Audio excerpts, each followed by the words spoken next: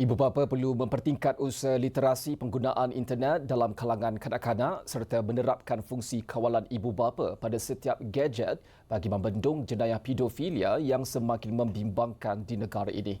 Menteri Komunikasi Datuk Fahmi Fadzil berkata, seramai 117 penjenayah pedofilia telah ditahan polis manakala ratusan ribu fail dan video berunsur eksploitasi seksual kanak-kanak telah dikenal pasti menerusi Ops Cyber Guardian yang dilaksanakan sejak 2024.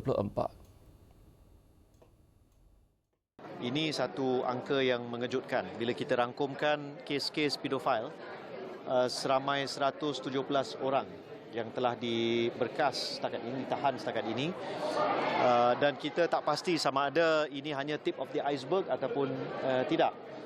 Itu sebab ibu bapa perlu mainkan peranan untuk pastikan anak-anak mereka sentiasa selamat bila menggunakan internet. Setakat ini, kementeriannya telah melakukan proses libat urus dengan pelbagai platform media sosial agar proses pengesahan umur 16 tahun tersebut dapat dilakukan dengan segera. Namun peranan ibu bapa tetap penting dalam mewujudkan persekitaran digital yang lebih sihat dan selamat kepada golongan remaja bawah umur.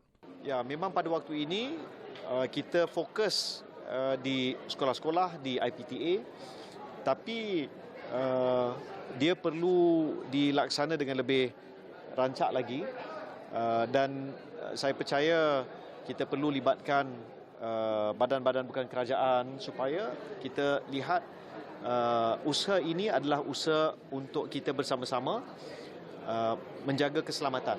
Yang paling penting anak-anak kita.